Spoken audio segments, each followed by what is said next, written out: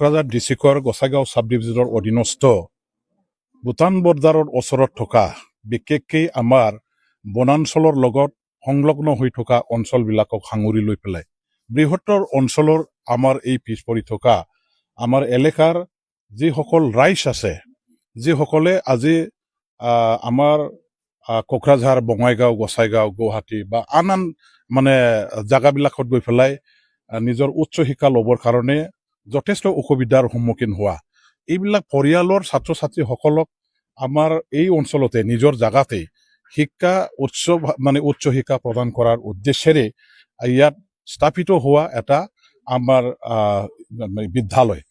আৰু এই বিদ্যালয় আজি আমাৰ এই অঞ্চলত থকা এটাই মাত্ৰ বিদ্যালয়, য'ত নেকি সকলো আমাৰ এই অঞ্চলত বসবাস কৰা জাতি জনগোষ্ঠীৰ দুখীয়া গৰীবসকলৰ পৰিয়ালৰ আমাৰ ছাত্ৰ ছাত্ৰীসকলৰ লগতে সকলো শ্ৰেণীৰ আমাৰে ল'ৰা ছোৱালীবিলাকে ইয়াত শিক্ষা গ্ৰহণ কৰিছে।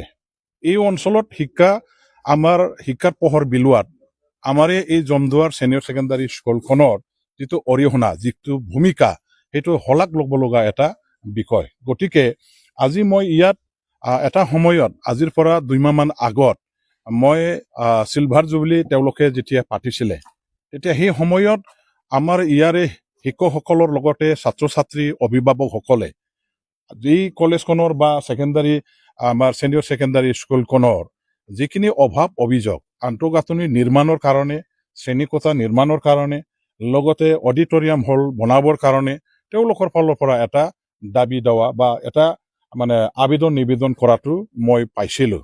আৰু ময়ো ৰাজহুৱাভাৱে ঘোষণা কৰি গৈছিলোঁ যে মোৰ ডিপাৰ্টমেণ্টৰ ফালৰ পৰা মই মোৰ হাতত পুঁজি অহাৰ লগে লগে এইখন কলেজৰ আপোনালোকে দাবী জনোৱা গোটেইবিলাক আমাৰ যিখিনি নিৰ্মাণ কৰিব লগা আঁচনি আছে সেইখিনি ব্যৱস্থা কৰিবৰ কাৰণে নিৰ্মাণৰ কাৰণে হাতত লোৱা হ'ব।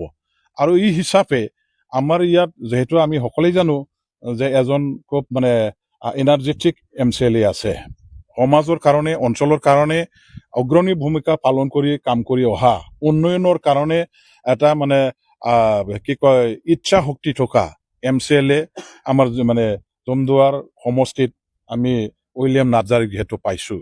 আৰু তেখেতে এইখন স্কুলৰে SMDCৰ প্ৰেছিডেণ্ট হয়।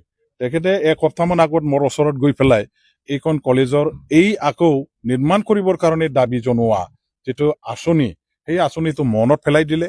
আৰু এই হিচাপে এতিয়া মোৰ বিভাগৰ পৰা তেখেতে যিটো এষ্টিমেট বনাই লৈ গৈছিলে, মানে তেওঁলোকৰ সুবিধা অনুযায়ী যিমানখিনি বনালে ভাল হ'ব, সেইখিনি আঁচনিটো মোৰ ফালৰ পৰা কাম কৰিবৰ কাৰণে তেখেতক আমি চেংচন দিয়াৰ নামত এটা ফাইল আমি ৰেডি কৰিছোঁ।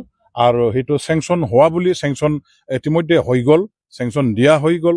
আৰু 2026-27 বাজেটত এইটো ৰেগুলাৰাইজ কৰা হ'ব।